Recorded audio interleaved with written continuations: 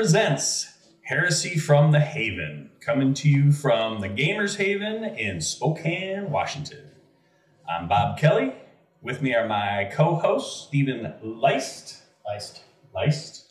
You are the least of my issues. I am the least of most people's problems. And Jay Prickett. Episode 2, we made it. Episode 2, we made it. By the way, this is our first ever podcast, so if we look scared or nervous or anything like that, that's why. But we'll get over it. This episode, what brought us individually to Horus Heresy, and some of the things you want to think about before you settle on your Legion. I suppose I can kick this one off. So, some of you may know from the introduction that I'm the newest member. Newbie. FNG. Yes. Freaking new guy. I'm the newest one to tabletop gaming in the sense of Warhammer, some sort of miniature game. Been a long time in different hobbies, but this is since Thanksgiving of last year, actually, is when this started for me. So the thing that got me into Horus Heresy was I'm friends with this guy for majority of my life, middle school on. Most people say too long, but that's most not just know you. me, right? Most people know me. Basically, the story, the lore is what really caught my attention this go around. I'm an Alpha Legion player. I love the manipulation, the subterfuge, all the trickery that Are you Alfarius? And everybody's Alfarius. You're Alfarius. I'm Alfarius. I've never heard of him. I don't. Jay's Alfarius. It's just one of those things that it finally, the imaginative aspect of it captured me. Another thing that's really big and important for me is the social aspect. So whether I'm playing a video game, talking to friends, or playing any kind of game, really, I really enjoy people and the camaraderie, the interacting. That's why I've been friends with both of you guys for so freaking long. It's just one of those really neat aspects that you don't get, even when you're video gaming. It's somewhat of a disconnect. You may be talking to your friends and everything, but there's nothing beats getting together in the same place at the same time. Yeah. Rolling some dice, hanging out. The social contract when we're playing and we're talking about cool things that are happening, or how we're going to interact with this terrain. There's so much. Absolutely. When everything goes horribly wrong, all you can do is laugh. Right. Yep. When you can actually flip a table over when you get mad. I mean, don't flip my tables. I don't flip any tables over, but it just, you could. The thought is there, and you could look at it and go, oh. Yeah. Anyway. Also, the rules. And this is going to sound weird. A lot of people, when they pick up this hobby for the first time, are going to go, oh my gosh, that's so many rules. Mm-hmm. For me, I like the complexity. I like that somebody has gone out of their way to think of all the different things that you could possibly do and make unique interactions and unique situations to where all of these can come into play. That's a great point, too, because a lot of times the people try to find balance in these games, and that's where a lot of times the competitive scene starts becoming a little more toxic when people are chasing meta and whatnot. Is when you're into a game like Horus Heresy and it's more based on the narrative and it's more based on, having fun with toy soldiers on a tabletop. We're grown adults playing with toy soldiers. So to be able to have a rule set that it's got flaws. I mean, there's no rule set. You're not going to find, checkers, I think it is, chess, Go. These are some of the only games that are truly balanced games where if you have a game that you can customize and make things, you're not going to make them balanced. So to have a game that's more based on the narrative, more based on the social experience and having fun, that's a good point.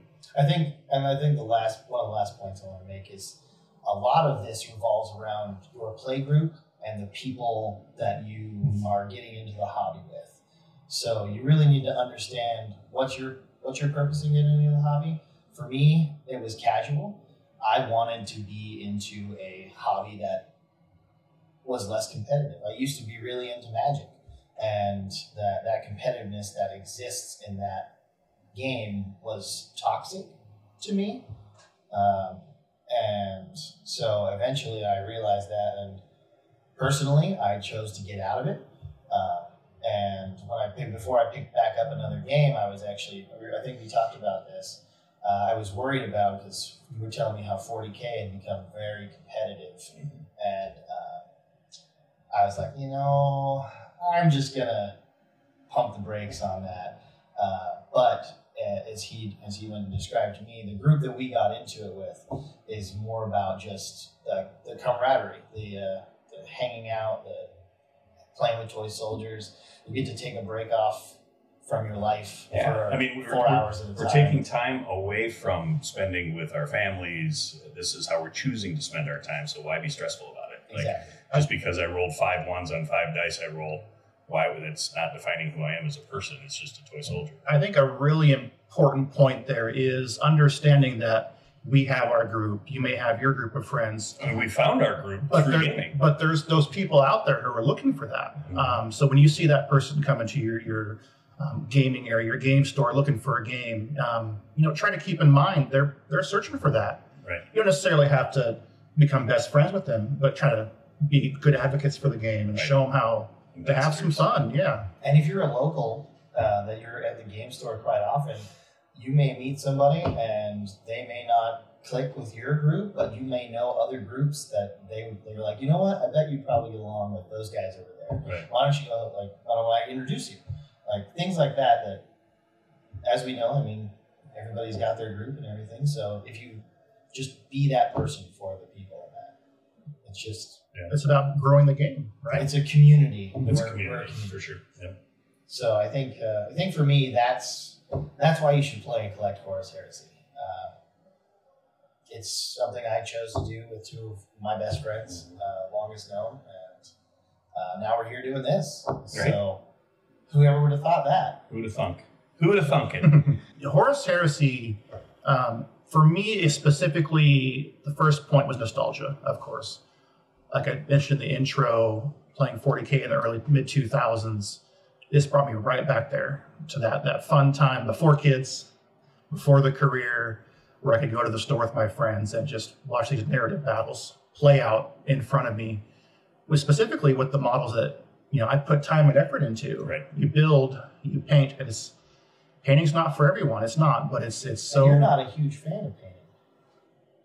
I enjoy it when it's done. I did that. This is the thing I did. So proud of it when I see it. Sure. And man, it looks so good on the tabletop, and you provide all the terrain for us, Bob, and we're so awesome for that. And that's just what really draws me to it.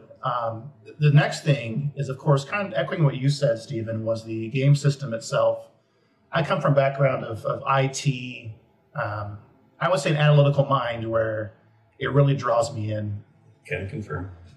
I would say my first Salamanders list I built were 3,000 points. It took me about 4 weeks, and every single day I would pull up my army list and just stare at it for hours. Right. No, we talked and almost tweak, every day. and tweak, and tweak. And that was the fun part for me. Sure. Not to make it the most competitive and find the margins to get everything into, but just I wanted to have a narrative I played out in my mind.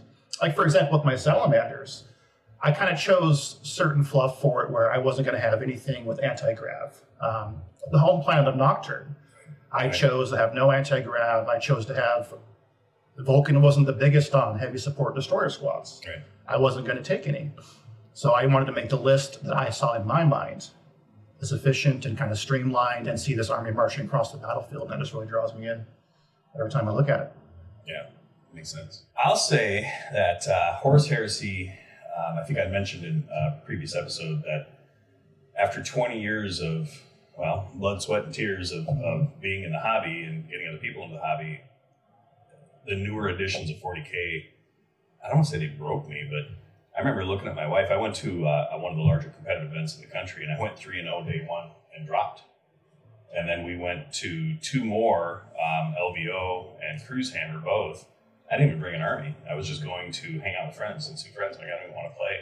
And I remember looking at my wife saying, babe, I think it's passed me by. Like, I haven't even looked at it. I'm notorious for playing Chaos Space Marines. And the Chaos Codex had been out for 3-4 months. I hadn't even opened it. And if I was painting something, it was like pulling teeth, and I wasn't into it. And Horus Heresy came out, and, second edition, Horus Heresy came out. And I felt like a kid again. It just drew me back in hard. And I just want to say, if you had stuck with the, oh, I'm not really into this, you would have saved me a lot of money. Because I got into this now. And well, and that's how I feed my kids. So this is all faked. I actually don't even care about that's fair. That's fair. One of the aspects of Horus Heresy that really pulled me in was, and it turns off a lot of people, and I get that, but I call it like a stock car race. You know, when the first 2 books came out, and you had the Traitor book, and you had the Loyalist book, or the Heretic book and the Loyalist book, and the first half of each book are identical. Like your HQ choices, your elite choices, your troop choices are identical. And I had, at that point, I'd chosen World Eaters, and I flip open to World Eaters, and I have my 2 rights of war, which kind of dictate how you build your list, the positive and the negatives. And then I had Angron, I had Karn, and then I had basically a souped-up veteran squad, my Rampagers, and I had a souped-up Terminator squad, my Red Butchers, some unique war gear, and that's it. And that's all that makes my World Eaters different from your Salamanders or your Alpha Legion. So it's not like I need to know everything in the Eldar Codex, the Tyranid Codex, the Necron Codex. We're almost all playing the same game with just little nuances here and there. And there's exceptions. You have the Custos that are pretty different, the Mechanicum, which is way different. But for the most part, you know your opponent's rules. You know what's happening. There's not as many of those kind of gotcha feel bad moments. Horus Heresy 2nd edition came out, and the majority of it came out in plastic. That made it way more accessible. I'm not gonna lie, as a game store owner, all of a sudden I can actually start selling this game. It's hard for me to get into a game and promote a game, be excited about a game, when I have to say, hey, you got to go buy everything from Forge World or ChinaCast or 3D print everything. Not that that's not happening now, but so I fell in love with a game that still I can only sell half of the line, but it just having it more accessible, having our community get into it more. You know, we've probably got about 15, 20 active players that are all into it. They're all building armies. They're all painting armies. We get together and we play a lot. And that's really, like you were saying, it really pulled me back into the community. It really helped me just get back into it. I'm reading every chance I get. If I'm driving, I'm listening to a novel, or I'm listening to a podcast. If I'm reading a book, it's a Horus Heresy book, or it's the rules, or every spare moment, I got my little travel box that my wife got me for Christmas that it goes here, it goes to my buddy's house, and we're going to paint together, so I can take my projects with me wherever I go, and I'm finding I'm even painting 20 minutes here, half hour there. I'm working on stuff as much as I can. Now, did you do anything with Heresy 1st edition? I didn't. No, I didn't at all. Nope. I read some of the books because, again, at the time I was really into the lore, but I didn't play it all because it was also a time period where I was really into 40K. So I'm like, wow, I'm not going to build another whole army. And I loved the lore. I'd already read all the books, but the game itself didn't really pull me in. Gotcha. And that's what's interesting too. You know, it's based off of 7th edition 40K, and for those who know, 7th edition to 8th edition was a major change. Like they burned every book. Kind of what's happening now between 9th and 10th. And the way they reinvented it with the stratagem started out great, but it started getting so bloated. And I think that's one of the things that really pushed me away. And maybe it's because I'm the old man and I can't remember all the ding-dang rules, but I'm like, this is just too much. I barely know my rules versus I'm at LVO or I'm at some tournament. I don't know any of your rules, and it really provides it made a lot of kind of feel bad gotcha moments that I'm not a fan of at all. So yeah, it's getting into, so it comes out and now all of a sudden I know all the lore, I know all the stories. The rules are more simplified. 7th edition was a much more simplified rule set than 8th or 9th. It was other reasons that 7th edition got so bloated and bogged down. But just having the accessibility and having the passion and being able to start some fun modeling and painting projects for me just pulled me in hard. I think one of the biggest surprises for me was I've been part of the community for a while, and how many people were incredibly excited to pick up Heresy. Right. And they're like, what do you mean? What's this? And I can attest, I had no idea about even the lore until you suggested that I actually start reading the books. Right. The Horus Heresy novels are actually a great way to get into the hobby. Helps you figure out your armies too. Like you could read, even if you haven't read the books yet, you don't have to go through and read all the books, but you can go almost hand pick and choose different Legion books that you want to read and get more of the backstory. And you fall in love with the characters, you fall in love with their doctrines, how they work, and, the tragedies, the victories, all Which of it. really helps because you're essentially jumping into a civil war. Right. Mm-hmm. So if you don't know anything about what's going on, you're really just kind of lost. I was kind of lost. I get really excited about reading more and more and more. Where you've read the majority of things that have come out, it's all new to me. Right.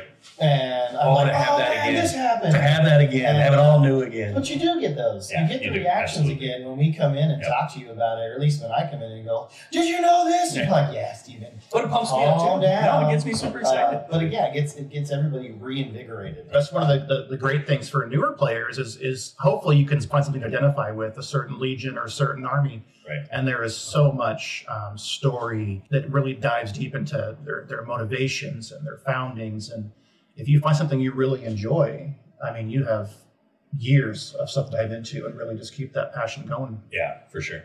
For sure. And there's something for everybody, whether it's one of the 18 legions or one of the non-legion factions. Well, and then that the are out legions there. themselves can go loyalist or traitor. And then you have the loyalist or traitor aspect, and there's different specific characters, if you read into the lore, that go one way or the other. Right. And what's cool is that sounds like a lot, but when you look across the table, the Iron Warrior's Predator and your Predator are pretty much going to be doing the exact same thing. Right. Their attack squads are doing the exact same thing for the most part. So it's you don't get too lost, like you were mentioning, when you look across the table. Yeah, it seems like it's way more accessible at that point then. Like you were able to get into it because you don't need to know everything about all these different factions when most of them are pretty similar to each other.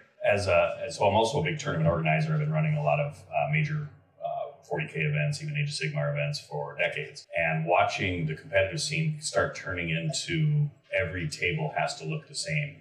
And then I have all these boxes of terrain that I had for 40K, Tyranid tables, Tau tables, and some of them aren't very fun for a shooting army. Some of them aren't very fun for a close combat army. But when it started getting more and more competitive, all of a sudden all the tables had to have 6 buildings, 2 forests, 2 craters on every table. And then all of a sudden it's MDF terrain.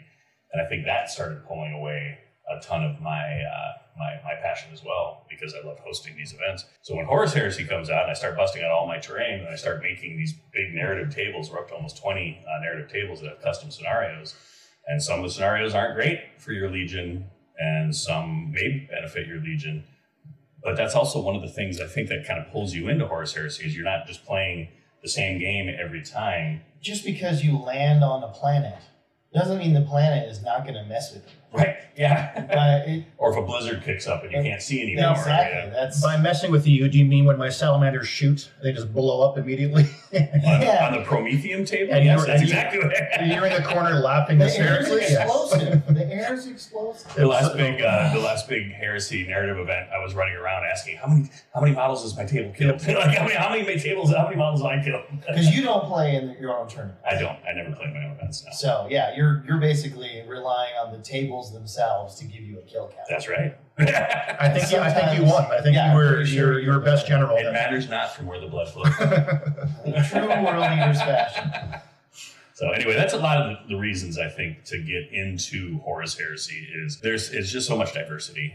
You're going to play wackier missions. You're going to play narrative missions. You're going to play more campaigns. How you build your list is still a personal choice, and that was what we're going to get into later in the series about picking your faction, picking your units, picking your army. That theme I keep saying, being honest with yourself. What is it that you want out of this, and why are you doing it, and why you should pick which faction. Mm-hmm. I think those are all pretty important parts. Kind of like we were saying, the meat and potatoes of this whole series is to really help you as the viewers pick which faction you think best suits you, why you would pick that faction, and what units you're going to get into. We're not going to necessarily get into specific units yet. A couple episodes from now, we're going to start diving into the different loyalist ones, and then we're going to get into the different traitor ones, and then the ones that are outside of that, the Mechanicum, the Militia, the Solar Auxilia, the Custos, things like that. New demons coming. Sisters of Silence. Right. So the big thing that you have to ask yourself is, why are you picking the faction that you're picking, and what do you want to get out of it personally? One of the biggest things is being honest with yourself, right? Is the lore that's doing it? Is it like for me, I wanted to pick the World Eaters because I love the lore. I love the struggle they had with the Butcher's Nails being put in. I just the background of the World Eaters pre-heresy and even during the heresy is just a tragic story to me. So that drew me in hard. But that's a decision you have to make. Like, is it a specific legion you want to do? It might even just be the color of the legion. Maybe green's your favorite color, so you want to do salamanders. Was that a factor? So that's funny you mentioned that. Because no, I play salamanders for the fluff. And there's no wrong choices. Again, honestly, if I'm speaking to you guys out there, I chose Imperial Fist as my second army because my mom loves the color yellow. That's a good reason. And I'm going to play that army. Right. She would love it. Right. That's fair. Yeah. Maybe it's a decision based on whether you want to play the good guys or the bad guys. No traitors. Nope. It's all about perspective, right? If the emperor was wrong and the emperor Just was for wrong, the record, then I'm not a traitor. Alpha Legion.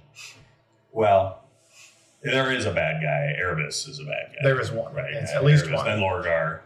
Those are the bad guys. Okay. But, those are worse guys. Erebus is a bad guy. That's fair. What he did to Argoltal, I haven't gotten there yet. not cool, man. Salamander as close as you can get. We'll save some innocent humans. Let's not talk about Eldar children. We won't bring it up. We're still the good guys. Some of the other great things about getting into Horus Heresy, what might pull you in, is modeling opportunities. Again, that's what helped me settle on World Eaters as my main faction. I'm building multiple other factions currently, but as my main faction, I really wanted to get into a lot of painting techniques I'd never tried before. As a person who's been painting models for 20 plus years and had a lot of accolades, have had a lot of success with it, but I'd never done oil washes before. I want to try oil washes, and turns out doing oil washes over white is genius. It's amazing doing stippling for battle damage, chipping paint. Because my focus of my World Eaters is really about how they are not carrying. The time period they're at is when the nails are biting and they're not really upkeeping their armor anymore. So I explore a lot more chipping and breaking down and battle damage and things like that. Is one of the aspects of modeling and painting that you enjoy so much about that you get to share it with us? Oh yeah, for sure. Because until I got into the lore, got really excited about it. I was not looking forward to building the models. I was definitely not looking forward to painting the models. And now I get really excited. Like when I see what I've done, I'm not the best because it's my first one. But a piece of advice I would say to you who are just getting into the hobby: don't compare yourself to other people. Because if I'm going to compare my work that I'm doing to Bob's work that he's doing, I'm going to be very disappointed the entire time. But I didn't start that way. You didn't. That was 20 plus years That's what you of keep doing telling it. me. Sure. Be proud of what you do. And once I change that mindset, I get really excited to see my models on the table with something I've done. We have our paint nights. We have our paint nights. You teach me different techniques that you've spent 20 years painstakingly learning, and then they come out with paints that do some of it for us. Right. So it's just one of those aspects that practice makes perfect. How many marine bodies would you say you built in the last 4 months? All of them? Yeah, all of them. Right. I probably have 200 tech marines bodies at this point. And I have about 40 unbuilt ones as well. We'll get on it. Yeah. Well, I don't know what I want to build yet. Right. I need to catch them all. Just do World Eaters. No, I meant what units for Alpha Legion am I missing thus far? So I think I'm actually going to turn one of them into a veteran squad. Okay. And Very nice. another one Very into nice. a command squad. Yep. Command squads are strong for sure. They're pretty fun. But we'll get into more in depth on what the squads do and everything. But those are kind of slated for that. But it's something to keep in mind while you're picking your army is are you excited about the army? Are you excited about the colors, the modeling potential, the painting potential? Because that could be a really big thing that will help you decide which faction you want to do. At the end of the day, if you hate yellow, but you picked Imperial Fists, you're not going to be real excited to pick up that paintbrush. What legions, why, in my opinion, why a person should pick a legion. It's not only the lore or potentially the characters or a story that caught your mind or where you fall in the heresy. Are you the good guys or the bad guys? Or are you excited about the modeling and the painting aspects? But then the last thing that I love about Horus Heresy, that's something you just don't see that much in other systems, is you get to bring the big guys. You get to put a Primarch on the table. You can put a Titan on the table. You can play super heavy tanks. You can play Knights. You can play all these things, and they're not overpowered. They're not broken. There are things that you can put on the table that you really just don't play in a lot of other games, unless, a Sunday game, you want to play a giant game of 40K. But the fact that I can bring a Fellblade to a game, or I can bring a Warhound Titan to a game, and it's okay. It's manageable for your opponent to do. That's a great point. I was looking at 40K. I always kind of dip my toes back in, just kind of look at the rules, see how the game's being played. And 40K has really become, I don't know if the skirmish is the right word, but it does seem kind of smaller in scope than I was kind of used to back in my heyday. Sure. So when Heresy comes out and I can bring an armored spearhead, right, and coming forward, I'm like, I can drop 7 tanks and just roll across the board. Now, they may blow up first turn half the time, but I'm having fun doing it. Yeah. Yep. And that's another aspect that you can use to what kind of army you want to play. Because every Legion and every non-Legion option have different strengths and weaknesses. Right. So if you want some decent tanks, you're going to play one thing. If you want decent infantry, you're going to play another. If you want to be good at shooting, if you want to be good at melee as a World Eater, I don't think you have a gun in your entire army. I think other than my bolters on my tac squads, I think I have 4 guns that are over range 24. In my but also, list. That's a heretic list, right? So a loyalist list could look different. Oh, sure. Sure. Yep. And I think that's okay. Yeah. Please do take the rules into account when you're choosing your Legion. Yeah. If you want to play shooty or close combat, subterfuge with Alpha Legion, fast with White Scars, that can be a part of it. Death Guard are fast somehow. Death Guard, one of the fastest. Unstoppable. Or you can just be silly as heck and say, I want to do an Imperial Fist army. What are they really good at? Infantry firing. I'll take all tanks. Yeah. Right. No Terminators, no Dreadnoughts. Right. All the stuff that they excel in. No boarding shields. Imperial Fists. Makes sense to me. Right. I think we should ask ourselves now, if we want to transition, is what kind of game do we want to play? Do you like to play? I do have really one quick point, and we'll discuss more later, I think, on allies. Yeah. Remember, the ally rule set is there. I will eventually make an Istvan 5 Shadow Legions list. All right. Salamanders with maybe some Iron Hands allies. Yep. Bigger games bring in the Raven Guard and Can kind of go from include there. some Alpha Legion? They're probably there. I don't recognize them. Just wear different colors, right? You know, if you look it up, it doesn't say loyalist or traitor. That's fair. It makes sense. So I can't. Yeah, that's right. Because Alpharius is the only Primarch you can take in either Loyalist or where I can only take Angron in a Heretic list. You can take Alpharius in either. yeah, So you don't have to pick one, was my point. Right. absolutely. I can't wait to add specifically Argyltal and some Galverback allies to my World Eaters because they were so prominent in my focus is the Battle of Nuceria, the final battle before. Spoiler alert. Argyltal and Karn were besties. And that's like, they're just arm in arm, linked together, running across the battlefield, and having that aspect that I can build again based on a narrative story. I can build this army list that kind of fits together. So if there's some rule for a giant demon coming out you could use, that'd just make it perfect, wouldn't it? That would just make it perfect. Because I also did the Rangdan Xenocides, which not a lot of people that I know. You didn't even really I didn't know a lot about Never heard of it. Yeah. but that's where Alpha Legion showed themselves to the Dark Angels for the first time. So I have Dark Angels as an allied detachment for my Alpha Legion. Right. So there's lots of different options. So what kind of game do you like to play? Do you like to play story? Do you like to play narrative? So as far as building a narrative list, focusing, again, like the way I've done it with the Battle of Nuceria, I'm bringing in units that were specifically talked about at the Battle of Nuceria. Jay brings up bringing in a big giant demon. I figured out this way. I'm not a huge fan of Angron as my general. I'd rather have Karn as my general. I like the story arc. So when the Unbound Demon list came out, which we'll talk about in later episodes, there is the greater demon. I was calling Cabanda. I was calling Cowabunga. But I realized I could take him as a Lord of War. And then in the fluff, Eska was the last librarian of the World Eaters. So I have a librarian. A lot of people are like, how do you have a librarian in your World Eaters? And I'm like, well, tell me you don't know the World Eaters fluff without telling me you don't know the World Eaters fluff. But Is this where we were supposed to put a spoiler alert? yeah, spoiler alert. But I run Cabanda. Then I'm actually modeling him up to be Angron. I'm putting I'm using guitar strings in his head to make it look like he's got the butcher's nails put in. And I run Eska as my librarian, and I made him an Esoterist, which is the one who summons demons. And when I bring on Cowabangran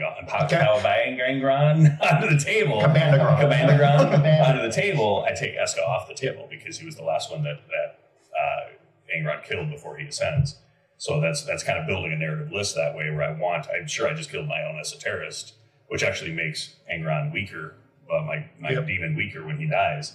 But I'm going to have him on a template dead. That's the one that Angron pops out of. I'm not bringing any other demons in. But it's just kind of a fun way to bring Angron in, keep Karn as my warlord, because in the fluff, in my opinion, Karn was the one leading the Legion. And it allowed me to build kind of a fluffy, fun list that, it's not that great on the table. Turns out Cowabangran is Commander Gron. Yeah, he's pretty good. He's pretty good on the table, but in general, it was more about me kind of telling that story of that battle. And that's pretty precise. That's a pretty sharp That's a deep dive. At a specific battle, but that's what drew me in. That's why I chose that faction. But wouldn't you say that's one of the beauties about Horus Heresy is that you're able to tell all these stories, right? Because we have so many different options and so much. Can you give me a chance to tell that story? I'll tell that story. Yes, I've heard the story many times. I think it's important to know it's not required per se. The narrative and the fluff is great for listening to those new players if you're not too familiar with it.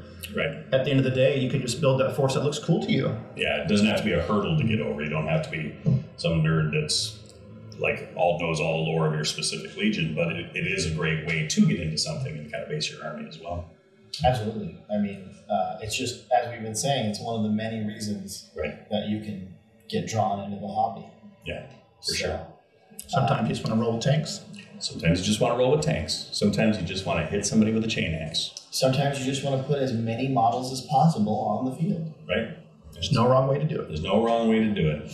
All right, well, should we wrap this one up? If you like what we're doing, you want to join us on this journey, make sure you like and follow and subscribe to us. This first series we're going through, we're trying to address all the different things a person we think should think about before getting into the hobby itself. And on the next episode, we're going to talk about things to consider when picking your faction, leaning more into sportsmanship a little bit, making sure, being honest with yourself about the competitiveness that you're using, what units you're taking, what not, focusing on your opponent's fun. What kind of good time they're having. And not taking that away from them. That's right. Please social contract. Please don't.